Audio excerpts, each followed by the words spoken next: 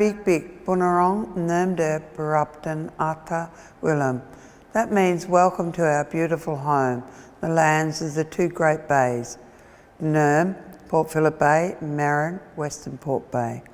We're here at the Monash University campus, and it is about celebrating knowledge, Yilenge. It's also about respect, respecting the country that you're now a part of. And it's also Jambana, how you will build a stronger community. How do we unite community within Monash University? And it's about respecting sacred ground, or Papanata, Mother Earth. These are the guiding pillars of Wurrungi Bik, the law of the land. Come with a purpose. Wamanjika, Marin Big Big, Bunurong, Nurmder, Barupton, Ata Willem. Nungurjin. Hi everyone, my name is Alex Brown and I'm a senior lecturer in architecture here at Mater Art Design and Architecture, and we have another installment of the Form Times Content series today. I'd just like to introduce the series briefly, I guess, by saying that Form Times Content is a series that engages with the ideas, history, sites, and critical questions of our time. And in semester one, the series is focusing on sustainability, collaboration, and the ways in which First Nations artists center country in their practices. So the first thing I suppose I would like to do is acknowledge that I'm recording this process here from the Caulfield campus in Melbourne, on the unceded lands of the Wurundjeri and Bunurong people of the Kulin Nations. I'd like to pay my respects to elders past, present, and emerging, and acknowledge that this place where I am is on land that was never ceded. And I might just dive straight into it and introduce our speakers for today. We're really lucky to be joined by storyteller Ryan Griffin, who's joining us from Sydney, and speculative architect Liam Young, who's based at SCI-Arc in Los Angeles. And I thought I would just hand over to Liam and Ryan from there to talk about their work and also the project and their collaborative work on Planet City. So hi, Liam, and hi, Ryan. Thank you so much for joining us. Thank you. Thanks so much, Alex. I'm just going to share my screen briefly. What I thought we'd do, I'm going to introduce myself just kind of generally a little bit, and then I'm going to hand over to Ryan, who's going to do the same. And then I'm going to come back and talk a bit about the collaborative project Planet City that Ryan and I both contributed on and worked on together, as a bit of a framing for a broader conversation about the roles of speculative fiction and world building. So we'll look through the lens of Planet City to start that conversation, but then more broadly starting to talk about Ryan's extraordinary work on shows like Cleverman and the associated comic book series. So let me dive in. I'm going to start here. There's just a little showreel of some of my stuff going on in the background. So my name is Liam Young, and I am a speculative architect. And really what that means is that I don't design buildings, but instead I work between documentary and fiction to tell stories about the global and urban and architectural implications of new technologies. So we borrow from the techniques of fiction, film, and performance to collect and visualize stories of both real and fictional in order to engage audiences in the extraordinary ways that technology is changing our world. In many ways, perhaps my practice is best understood as a form of world building. We construct worlds for film and television productions here in LA, or for companies like Ford and Mitsubishi or the Dubai government, or for our own films, Planet City being one of them, and immersive experiences, games, and so on. We try and engage the extremes of the present, and even our speculative work begins, I guess, in documentary projects. So just very quickly, a few things that we've done, to start with a documentary project called Unraveled. You're seeing glimpses of it here. this is an immersive installation that takes audiences behind the scenes of the fast fashion industry, because we're interested in this idea that before we wear them, our clothes make journeys of tens of thousands of miles in their process of production across the planet. So this film depicts the sacred possession of a young Indian textile worker who's walking slowly on a sacred procession from her home village amongst the cotton fields through the textile mills, factories, and vast textile industry supply chain where she works. And her journey kind of suggests this walk along the fashion catwalk, or the path that our disposable fashion takes in its process of production, or the path that so many women like her have taken in their journey from factory in the journey from village to factory to city. And this is the work that I do with a studio called Unknown Fields, which is a documentary studio based out of London that I run with another architect called Kate Davies. And I just throw this in here to say that so much of our work, even in the context of science fiction, begins in this process of engaging with the present moment.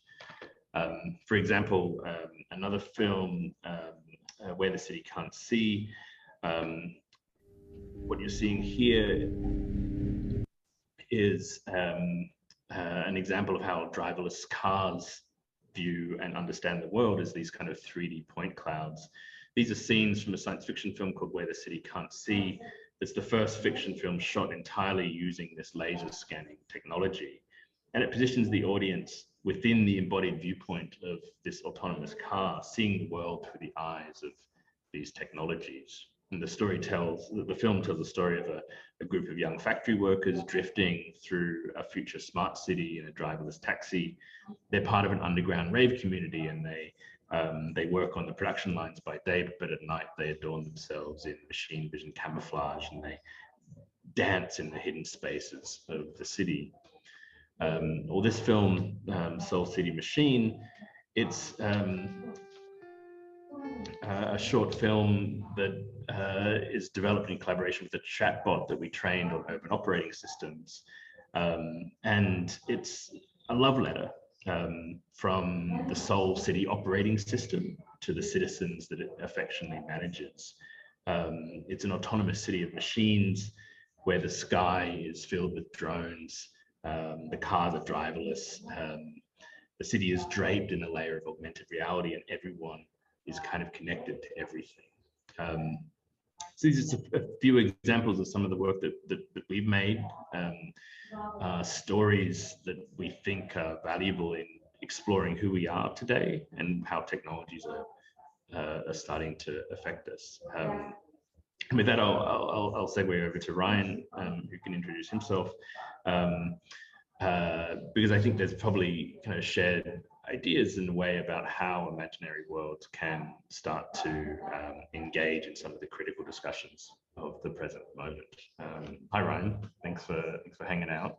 Hey, thanks, Liam. So my name's Ryan Griffin. I'm a writer, producer, director. Just generally, I'd like to see myself as a storyteller.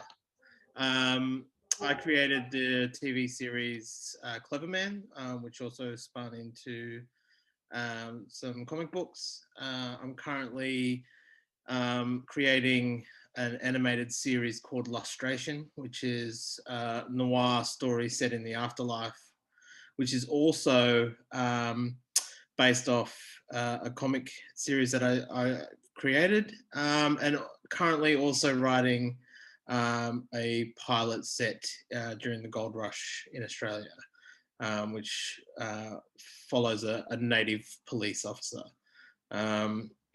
For me, I guess everything that I work on or I create comes from a cultural place. You know, as a single parent, just in an industry that is very time heavy, I guess I create things that can also educate my son in some way, shape or form.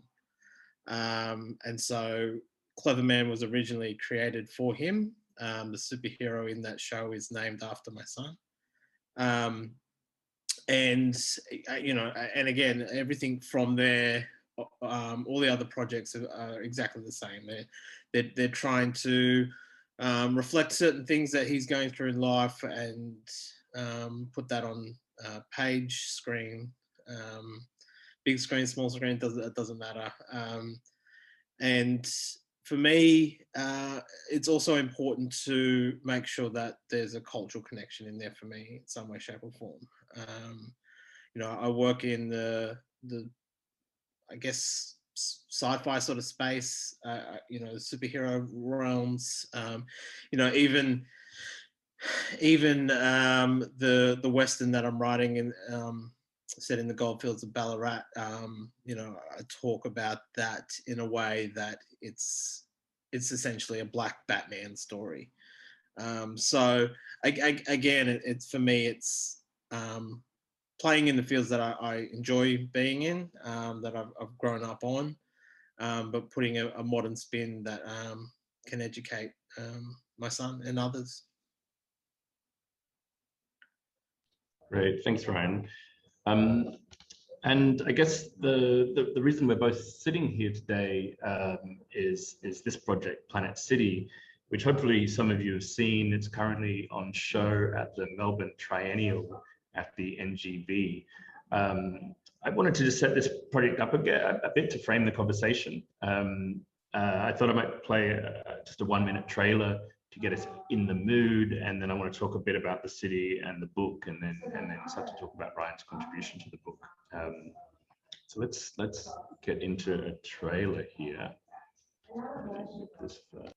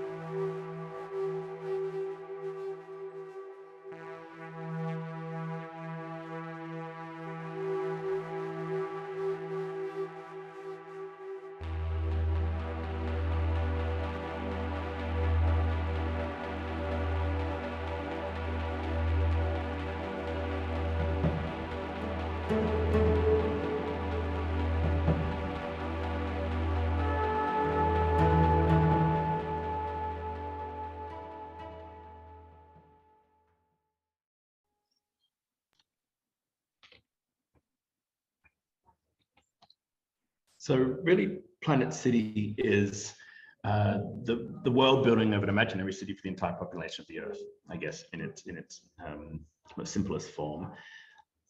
To begin this project, I was kind of interested in this idea that following centuries of colonization, globalization, and economic extraction, in a way, we've sort of remade the world from the scale of the cell to the tectonic plate. So Planet City as a project asks this question, like, what would happen if we reversed this planetary scaled sprawl? What would happen if we reached a global consensus and retreated from our vast network of cities and entangled supply chains into one hyperdense metropolis housing the entire population of the Earth? So the work is a film and a book, and it explores the productive potential of extreme densification, where 10 billion people, the projected population of the Earth in 2050, surrender the rest of the planet to a global wilderness and the return of stolen lands. So although wildly provocative, Planet City kind of eschews or moves away from this techno-utopian fantasy of designing a new world order. This isn't meant to be a neo-colonialist master plan imposed from a single seat of power, but rather it's a work of critical architecture, a work of science fiction, but a fiction that's grounded in statistical analysis, research, and traditional knowledge. It's a collaborative project, not really my project, but it's a work of multiple voices and cultures, supported by an international team of scientists and technologists, theorists, advisors, and of course writers like Ryan.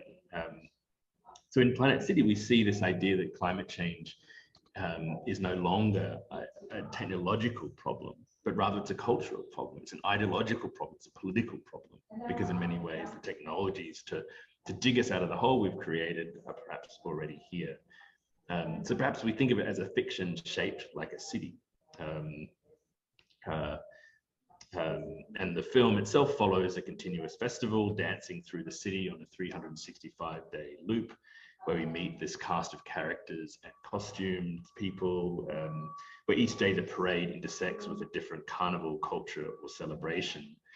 So with Anne Crabtree, the costume designer of Handmaid's Tale, Westworld, we created this collection of masks and costumes in relationship and collaboration with a series of Indigenous makers and craftspeople, to imagine the inhabitants of this single city for the entire population of the earth. And as well as the film and the costumes and masks, the book is also, the film, the Planet Cityus, I should say, is also a book available now in hopefully decent bookstores around the world. It's a collection of non-fiction and fiction texts. It's a chronicle of the present moment as much as it is a speculation of a world to come. It's in a way a city, or the city, in book form. It's a city built from non-fictions that define the temporal and ideological site that Planet City occupies, and narrative fictions like Ryan's story, that captures the sorts of narratives and tales that might occur within the city itself. And in terms of the book, no distinction is made between these two forms, between the non-fiction and the fiction texts. In layout or sequence, they're kind of the same and interchangeable, where we slip back and forth between genres and disciplines. Because really what we're trying to get into is that the extraordinary and difficult truths that underscore this present moment are in many ways just as fantastic, implausible, and incalculable as any science fiction imagining. You know, the real strangeness of Planet City is in fact the way that we currently make cities, as opposed to the provocation of the fiction of Planet City itself. And that's what we were trying to get into. And I guess that's also my way of setting up Ryan as a collaborator, and Ryan's short story, because as Ryan was mentioning in the introduction to his own work, so much of fiction is really about contributing to and engaging with today. And science fiction is not really about predictions. Prediction is the side effect of science fiction. Science fiction is actually about the moment in which it was made. So with that, I wanted to throw back to Ryan and ask you, Ryan, perhaps you could tell us a little bit about your short story, Inala, and your contribution to the book and how you approach that. Yeah, sure. So Inala is a story of a young girl and her grandmother sort of trying to keep culture alive in a new world. So much of our culture and our stories are embedded in the land that we live on. And so the removal of that and being placed in the city that doesn't house that as is problematic, and that's something that would need to be worked on to try and achieve, and to continue the story and community engagements and just overall cultural connection, I guess. The story that I wanted to tell is sort of, again, it was written in a way of young adult sort of storytelling, engaging a younger audience, but also leaning heavily on culture. So it's a story of a young girl being brought into her inner circle of her grandmother and other aunties, and being granted stories. So for me, and for Aboriginal culture, stories are earned. They're not a right. Information isn't a right. You need to earn the right to hear certain things, to learn certain things. And again, that's something that I want to sort of ingrained in all my storytelling. I think it is such a Western construct that, you know, freedom of information, or you know, the ability to if you want something, then you know, are deserving of it. And for me, I like my stories to reflect the notion of earning the right to hear it, whether that be for our characters or whether that be for the audience. So making an audience work to try and understand things, not throw every bit of information out on the table, and you know, sort of hold the audience's hand to go through, but to strip all that back and to make them piece it together themselves. That's one way that I sort of look at it. The other is ingraining that sort of idea of earning knowledge through our characters, and Anala, the granddaughter, is the one who is earning the right to hear this story, and is set on a journey to collect elements from traditional lands and to bring them back into this new world. Because I think it's quite interesting. Again, if you sort of have a look at the notion of people being nomadic, can often be brought down as a negative. You know, again, I feel that's a very Western construct to, you know, plant your roots in one location and live.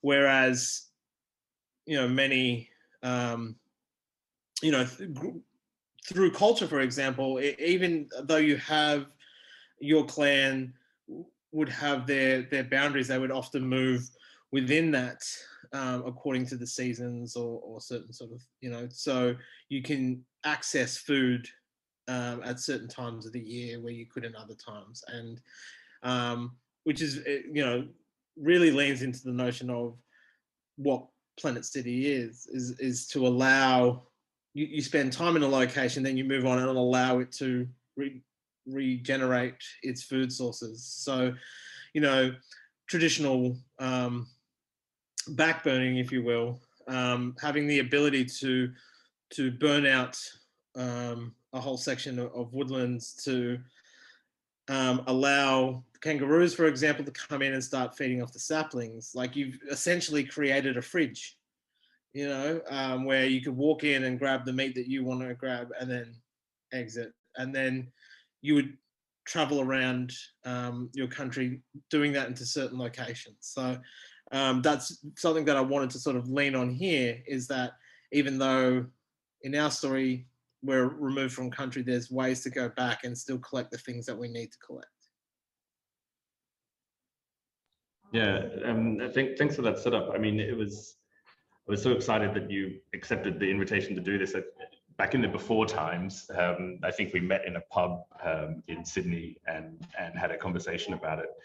I don't think you've actually seen the book yet. It's pretty fresh off the press, but a lot of the other fiction contributors, there's two authors from China.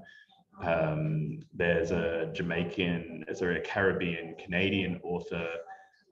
There's Kim Stanley Robinson, the token kind of seminal science fiction middle-aged white guy. But I tried as much as possible to make it a planetary project in all senses of the word, I suppose, and to bring in voices that, certainly in this town outside my window is Los Angeles and Hollywood, bring in voices that aren't normally part of that science fiction machine, that aren't normally part of discourses around mainstream features of popular culture. So yeah, I was thrilled that you were able to offer that perspective, I suppose, because so many visions of the future assume that, you know, we advance as our technologies does, and that process of evolution somehow erodes away relationships to tradition, to mythology, to story, that certain cultural practices get kind of sanitized in most visions of the future. So talking about belonging and talking about relationships to country, even in this context of this most extreme science fiction, I think was a really extraordinary contribution. And I guess it makes me wonder, like, how is it that you approach the genre from your perspective? Like, what is your attitude towards science fiction and contemporary science fiction in that process? Are there other storytellers that you admire in that space? Are there other works that that you get into, or are you endlessly frustrated by the cyberpunk dystopias and kind of xenofuturism that has become placeholders for anything future? Yeah, I guess like the one thing that I really look at is science fiction really is the story of hope. It doesn't matter what it is. It's addressing things that we have issue with today, in hopes that we can fix this, like, you know, so we don't get to the worst case scenario. So it's interesting with a lot of sci-fi. There's a like events, you know, catastrophic or whatever, or we're in the apocalypse, or you know, the thing is a lot of First Nation communities around the world has already lived that. It's not a new concept. It isn't something that's in the future. It has happened. And so I think it's you know, and I'm surprised that, you know, there hasn't been more storytelling or more bringing in of Indigenous voices into this space, because essentially they've got first-hand experience. They're writing what they know. You know, sure, we can set it in the future, but you still got to lean on what you know as a writer and what you can tell. So for me, first and foremost, it's always a story of hope and fixing the now. I guess as we progress on that, there's still the level of education that needs to be put into this as well, of informing people of the issues that have occurred or will occur. So that's really how I approach all science fiction. Is, I guess I sometimes start as one idea or one scene that I would really love to see or read, or and then take that and then start to build the world around that. You know, and I never really sort of start from I don't build the world first. I feel like the world is built around the initial concept of whether it be a character or a scene, and then we sort of go from there. So I think that sort of answers what you're asking, is sort of like where I start from, or why I'm in this sort of space. Yeah, I guess so. I mean, it's funny you mentioned that kind of scene that you begin with. I mean, for me, Planet City was always a festival. Actually, like, again, it's a bit of an antidote to the Blade Runners and the cyberpunk dystopias. I was interested to try and depict the city, and the film does that. Is capture the city in this moment of celebration.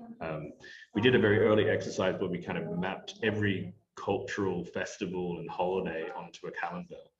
And we saw that there's literally, like, there's no days without some kind of moment where someone around the world is living out a moment of joy. So we imagine that the city, you know, when you collapse all that together, would be this constant 365-day party somehow, right? Like that at any given moment in any point of the city, someone is celebrating, is caught up within a carnival. So the film kind of tells the story of this kind of snaking carnival that just continuously every day of the year for the next decade, you know, is constantly rolling through the city, kind of changing its form as it goes. So the costumes which appear in the book as a photo essay are a big part of that, I guess, to try and to try and look at what a future might be that's both culturally diverse and rich, but it also is playful and oftentimes messy, but it's somehow both utopian and dystopian at the same time. And yeah, there is hope embedded in that, I suppose, the hope of possibility of people sharing a space and living together.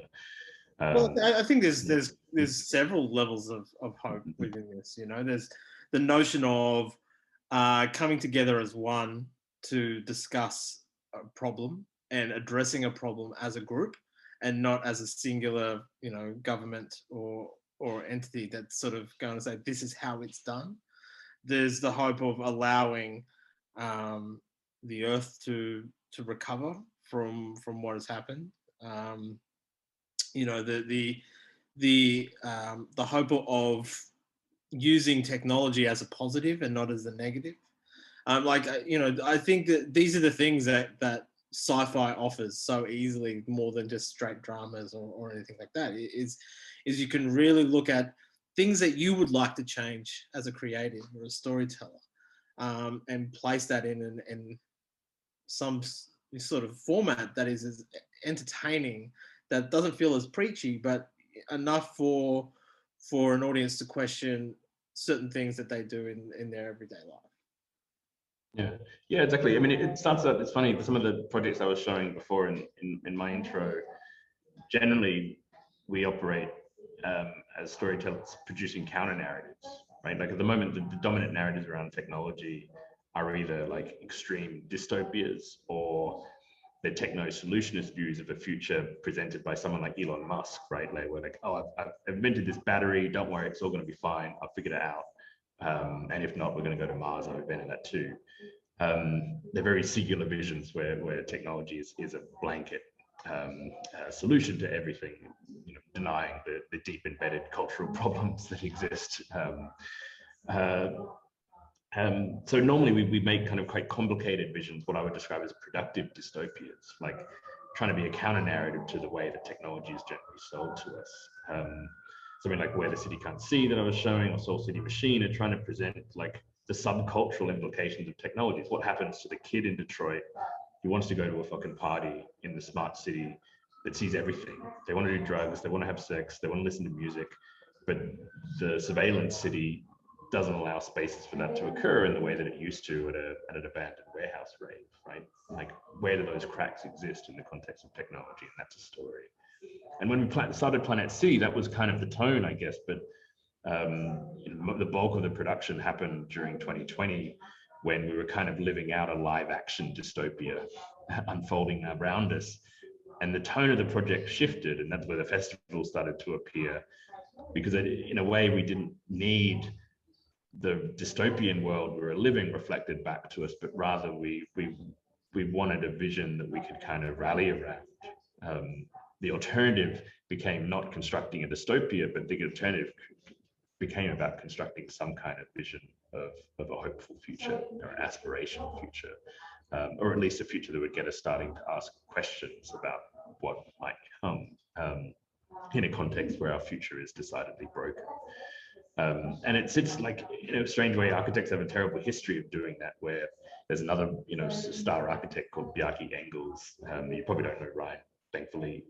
He hasn't entered into your world, probably, but he's got another project called Master Planet, which is basically Bjarke's, colonialist vision of how he's going to redesign the world to save us. And those kind of visions would just seem to repeat the problems that got us here in the first place, whereas trying to tell a story about a global consensus that was really playing on global movements like the global climate strike or the climate march or the women's march that we saw in the US.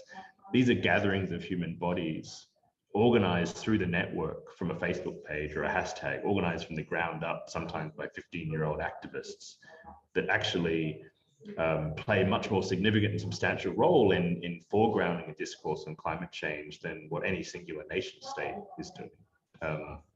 And that seemed to be this moment of hope that we would get to a point of of saturation, where globally we would all just come together and say, yeah, enough is enough. We're not going to wait for the United Nations or for the US to get their shit together or get rid of Trump. We're just going to, come together, plan an anchor, and start to build a new future. And that's kind of the impetus for the city, I guess. And yeah, hopefully it's I don't know. It's interesting you use the word hope, because it's not something that it's very difficult to tell a story in a future where everything's worked out. In a way, that's kind of why Hollywood loves the dystopia, because it plays into the Western stereotype of the hero's journey. Like, the world's fucked up, but there's one single white male that's going to be able to hack it and figure it out and overcome it. This is hopefully a different kind of story. But this is also my segue into talking about Cleverman, another kind of story, because if so much of dystopian future narratives revolve around the singular hero's journey, the confrontation of that as a business as usual model that Cleverman presents, I find really fascinating. Maybe you could introduce into the conversation an expanded discussion of where you think Cleverman sits in the superhero genre, and in the context of the Western kind of Joseph Campbell hero journey model. Yeah, look, I guess for me, I look at Cleverman as sort of poking its tongue out at the superhero genre in a way. It is, like you said, it's always there's always the white male hero saving the world from itself, essentially, where the minorities are often ignored in that space. And for me, again, it was sort of addressing issues of the past, presenting them in a modern context, because not much has changed. When we first released the series, we had our premiere in Berlin, and Germany was just getting an influx of refugees themselves. And a lot of the interviews were like, how did you see this coming? Like, they were asking, like, this is exactly what's going on right now. And my answer was, this has happened thousands of times throughout the world, to so many colonized countries, and continues to happen today. And I wanted to place, a Black hero in that space to let people know that the system is the problem, more than anything else. We also wanted to make sure that it's about coming together as a group. We have at the forefront of it two brothers fighting for power, one that doesn't really want it, one that really desperately wants it. And again, it's addressing not sitting down and talking things through. Like, there is infighting within the Black community on it as well. It's not just an outside issue. So again, it's for me, it was, again, leaning on hope, and just showing all the things that I'd like to see fixed, and putting it in something that should be entertaining. I want to make things that are fun or sometimes hard to watch, because it's going to take you on a journey of some way, shape, or form. But it's certainly, I wouldn't say it's a traditional superhero story. Like, yeah, we take elements of an origin story, or a hero learning their powers for the first time. Like, we have all those sort of things, but for me, it's a greater story of correcting the wrongs in our society. Yeah, and I wonder if you can talk a little bit more about the roles of fiction in this sense. I always kind of think about the William Faulkner quote, that fiction is often the best fiction is far more true than any kind of journalism, right? There's something about the way that Cleverman operates to sort of re-narrate or reframe a relationship in Australia that you kind of is just staring at us in plain sight, you know. But you know, there's a process of journeying to these imaginary worlds and to these fictions that is really not about kind of fetishizing that destination, but about returning back to the place where we started and seeing things anew with fresh eyes. I'm thinking about, you know, the way that other fictions might do this. Like District 9 is obviously a reference here, where Blomkamp kind of reframes, you know, like contemporary white and black South African relationships through the lens of kind of alien refugees. You know, the way that Cleverman operates it to kind of retell some of these existing stories and relationships that are going on now. And yeah, I wonder if you can talk about that in a way, and you started to do that with what this might mean to your son, I think, which is really amazing. But yeah, fiction has this amazing capacity and then the imaginary worlds have this amazing capacity to create a distance view when we can stand outside a reality which maybe becomes too claustrophobic or too familiar for us to start to acknowledge and to look back in on it, you know. Yeah, totally. I think it's very much about creating a story that is a heightened sense of the world that we live in, which I get, you know, excited about, because we're telling stories to change something. You know, like, you know, representation is really important. Telling stories can save lives. You know, if we get to reach out to a minority and sort of say it's okay to feel this way, or, you know, that these problems aren't uniquely yours. These are things that we can lean on, and that's so much easier to explore than just having someone come out and just address the problems and just preach to you. You know, like, I guess for me growing up, you know, I couldn't really read or write properly through the majority of my high school. Television and comic books were my only in. So I really didn't enjoy school at all. And, you know, there was always those times where you would have a guest speaker come into the school and say this thing, and, you know, I'd always, like, you know, just quickly tune off, because I always felt like I was preaching to, but there was films and stories never did that, because I felt like I was in a different world. I was playing in a different space that that rebellious nature didn't sort of just block off. And I think that's what stories can really do. And that was what was the first and foremost with Cleverman. You know, originally Cleverman was created, was being developed as a kids series, and is far from that now.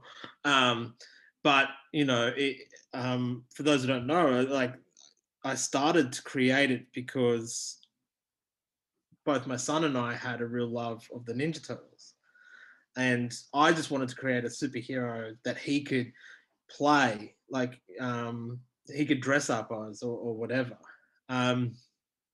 And it was that was the key to creating the story, was how do I empower the younger generation to do so. And after the series, and, you know, getting him to go to set, you know, he's, you know, this was, you know, almost 7 years down from the original conception of the show to actually it airing. His love for superheroes had changed to, his new love was wrestling, the WWE. And I remember sitting in my lounge room one time, and I could hear the theme music from Cleverman playing in his room, and I was wondering what was going on, and I opened the door, and he's wrestling a pillow. He had a Mexican wrestling mask on, and and I was like, I'm like, Bud, what are you doing? And he's like, my wrestler's name is the Cleverman, and that was his walkout music. and so like, and for me it was like that's all it needed to do. Like it had clearly done its job of empowering him, or giving him the strength to really be proud of his culture in any field that he ever wants to be in, whether that be, you know, a wrestler at the WWE, or someone wanting to write or become a lawyer, or, you know, whatever it may be. It's about the empowerment. So telling stuff about our history and all that in the story isn't just for educating those outside our culture, but it's about empowering those who are, you know, Indigenous people to go, you know what, I'm proud of this. I'm happy to talk about this. You know, I don't need to conform to a set narrative. And again, that's something that I want to make sure that I put into everything that I work on. Yeah, that's fascinating. I mean, in a way, I mean, this is another strange segue, but this is kind of my job seems to be today, to try and make connections between these two very different projects. But I mean, Planet City, I guess, starts in a similar way in that I spend a lot of time in landscapes like this. Is Ivanpah solar field just outside Los Angeles, that ultimately, you know, in some way gets reframed and reshaped and evolved into the solar walls of Planet City. Or this is in Western Australia, the pink algae lakes. They get translated into the kind of the algae canals and the hydro energy networks of Planet City. And I guess the idea is, and what we were trying to talk about, it's not so much a cultural narrative, but it is in a sense that so often when we engage in something like climate change, which in many ways has embedded within it, you know, it exaggerates the problems of, you know, massive economic inequality and systemic racism, all are bundled up in this strange beast of an evolving climate and its consequences. But we approach that as a technological problem currently, right? But you know, what we've done is travel around to these kind of landscapes, you know, massive energy fields, hydroelectric dams, all these kind of places. This is really what Planet City is looking at these phenomena that exist in the present tense, and then just sort of imagine what would happen if something like the solar field in Ivanpah gets all the funding that it desires, all the political backing that it needs, and gets rolled out at scale. And that all the technologies in Planet City, I described as a very pragmatic form of speculation. All the technologies that are in the city are here today. There's no magical floating buildings built from mega graphene. We haven't solved fusion energy. Everything is built on real calculations and real technologies of the day. But we just imagine what would happen if the political and cultural boundaries that are preventing them being implemented are taken away, and what would be the lifestyles and cultures and relationships that start to form when we build a community around these kinds of systems, as opposed to systems of global resource extraction and that we currently have. So I guess, yeah, it's trying to leverage real phenomena and represent that phenomena in a way that kind of forces people to look at an existing condition or the existing technologies, and to see them in their lives in a way that they might not do. In a way, that's kind of where we start. That's where we started Planet City, was going on this kind of global tour of these mega infrastructure projects in a way, and collecting that material, meeting the people that built them and made them, and asking them what would happen if you rolled this out for 10 billion people, what would that look like? And that's kind of how we started, I guess. And with that in mind, you know, if we're still talking about the roles of fiction and science fiction is really about the present moment, or 1984 is really about 1948, and so on. I wonder if you can kind of riff off that a little bit and talk a bit about how something like Cleverman began for you, and what the process of collaboration, working with community, working with some of these stories that you were kind of recontextualizing and reframing, what that process looked like how your research, how your starting point ended up shaping what the city, the imaginary world of Cleverman started to look like. Yeah, I guess there's sort of two things there, because I think there was a level of research and permissions that had to go in with the elders. So I reached out to my country first, and started with my nan and pop, and then aunties that then passed me on to some other elders in that area. And I traveled and spoke to them all and told them what I wanted to tell, and you know, sit there and playing cards with a group of aunties, and like listening to their stories and telling them what I want to tell. You know, and that's, you know, that's not an easy sort of journey. You know, there are certain things, you know, like a Cleverman is still something that's not meant to be discussed so much. And it was talking to, you know, some of the elders first, and just sort of saying, look, I'm not talking about our Cleverman. You know, we're creating one in this mythical world. You know, it's funny. One of the pitches to some of the elders, I was like, imagine we had a Black Harry Potter, and they're like, oh my god, okay, like, and then the story would open up, and we would discuss more about. They got that point of like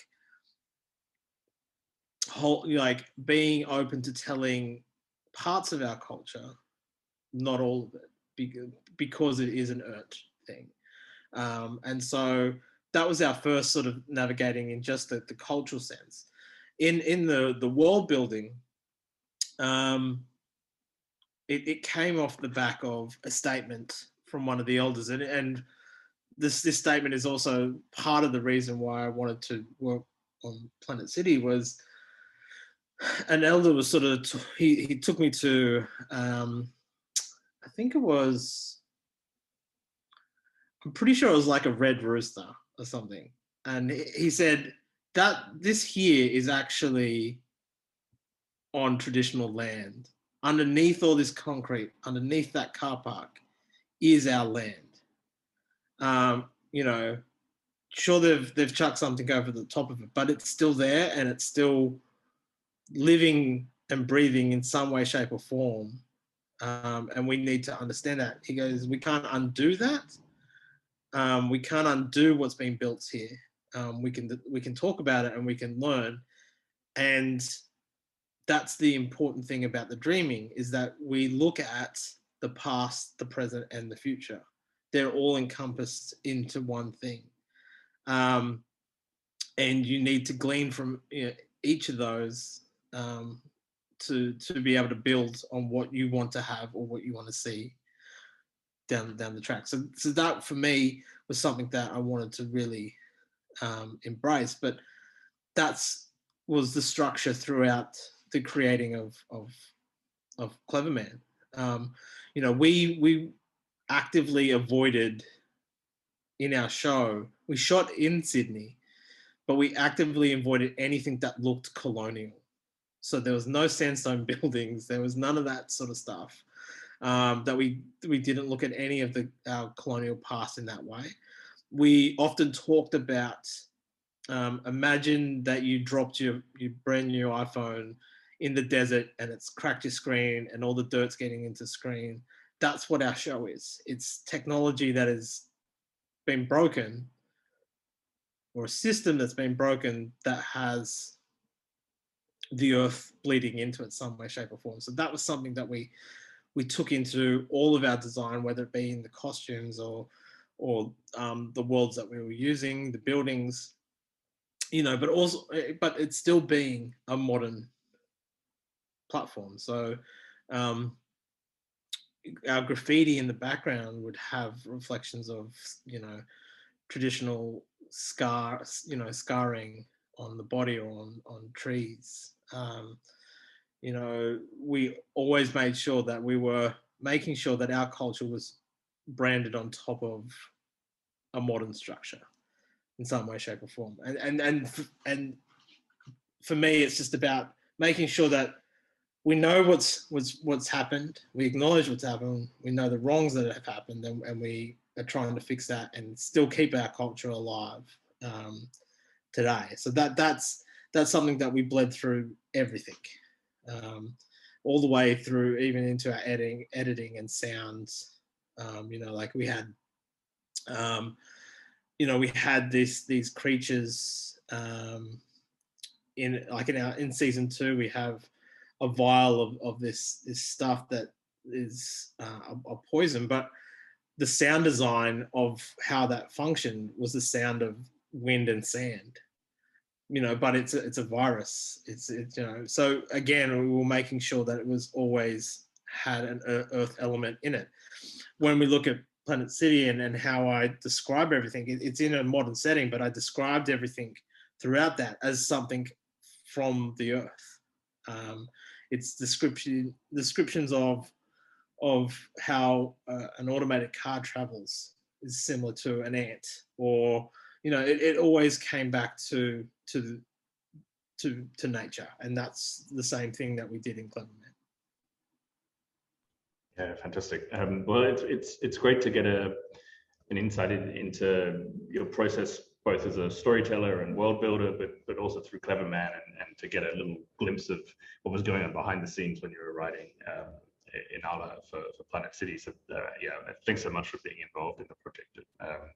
It's so much richer for your voice there. I think I'll throw it back to Alex. Maybe Alex, you have some questions or things that you wanted to throw into the conversation as well. Yeah, that would be fantastic if we have time. Thanks so much, Liam, and thanks, Ryan. I got so much out of that discussion as well, just hearing so many extra layers there that are difficult to pick up on just at first glance. So thank you both. I guess I was hoping to build a little bit on some of the conversation again around this idea of the role of fiction. And I'm thinking here from my perspective, working at the university and seeing young people coming into our educational space. And what I sometimes see is, or I sense, is this learned sort of minimization, or this almost a hierarchy emerging in people's understanding of the world, where people's personal narratives and experiences and fictional kind of speculations and ideas are somehow minimized, or there's this search, I suppose, for things that people might think of as somehow quote unquote real or true, or sort of factual. And what I was sort of struck by when I picked up, I do have a copy of the book, and when I picked up the book and got to read through it, coming back to your point about the way that this publication stitches fiction and non-fiction, and the way, Ryan, you were talking about your work as sort of aimed almost at that young adult genre. These ideas of fiction and non-fiction, of sort of like young adult literature versus, for lack of a better term, adult literature, and all of these kinds of sewing together of different kinds of ways of thinking about Planet City. It really felt incredibly valuable to me because, and hearing you both talk about it, both of these projects, both Planet City and also your broader work, Ryan, and your other films, Liam, too, that they involve this process of prioritizing the personal and the narrative and the experiential and the fictional, and not necessarily accepting that one is somehow more real than the other, or not necessarily accepting that push that we might see in the broader sort of context or all in towards facts or whatever these kinds of things might mean. And I found it really inspiring. That's a very long way of just asking, how do we begin to communicate the way that thinking and personal stories and choosing what to share with people from your own experience.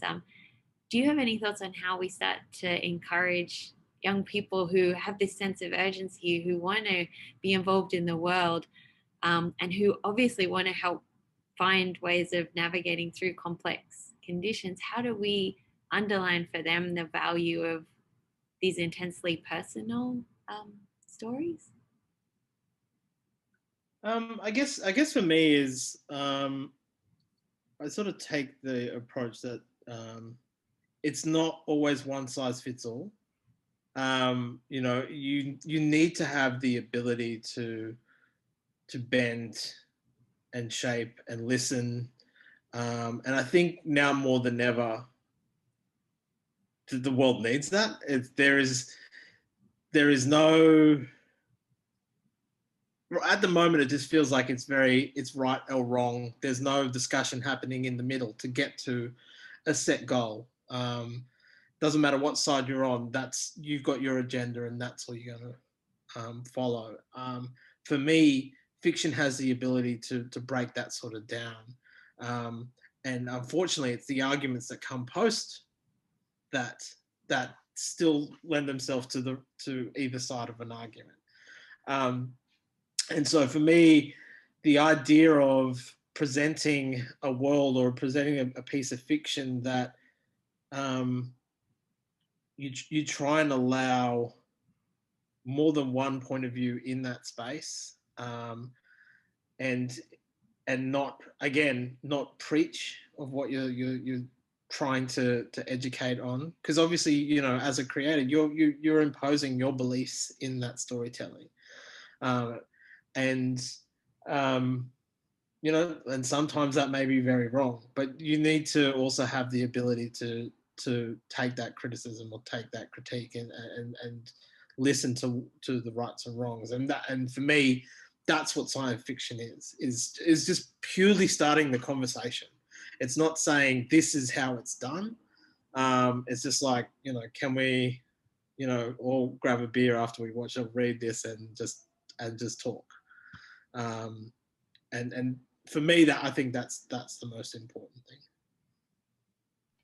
Yeah, it's interesting to hear you speak on that. For us, I don't know, and I'm speaking as an educator now. When I'm here in LA, I also run this master's program in world building and visual storytelling at SciArc. And one of the places we start is trying to think through with the students what are the stories that only they can tell, in a way, or at least what are the sort of contexts where they're able to offer a unique perspective. You know, this town especially is filled with storytellers, all trying to find their voice. How can the students contribute to that discourse in a meaningful way?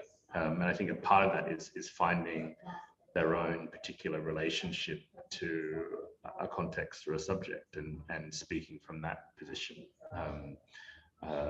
is something that we all try to do. And I guess, like, in various forms, that might be called, you know, someone's directorial voice, or in, you know, some forms it's called their brand, I guess. But, you know, trying to locate yourself as a creator within that is important.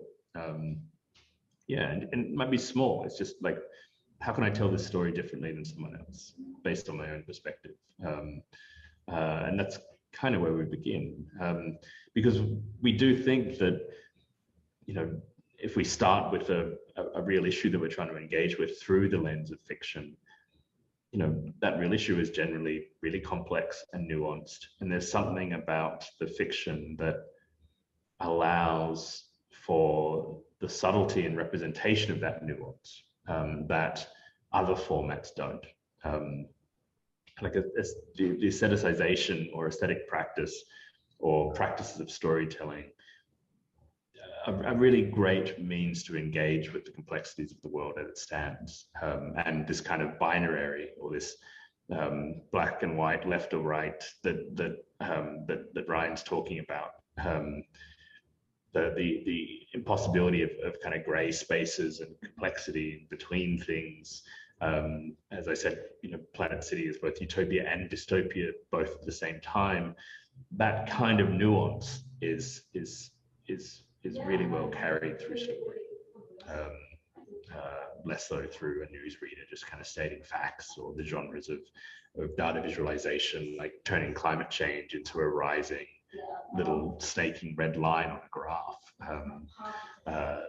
The power of fiction to communicate complexity is great. So trying to encourage students to find their fictions is part of encouraging them to tackle something, a meaningful topic that they're passionate about in this way. Yeah, I couldn't agree more. Those sentiments around just nuance and complexity and sitting with that. So I realize we're probably getting to the end of our time. I think I just wanted to thank you both so much for this incredibly rich conversation, and for sharing your work, and for also sharing some of the things that you have been thinking and working with behind those kinds of outputs that we're more familiar with. It's been incredibly illuminating. So thank you both for joining us, and yeah, it's been fantastic.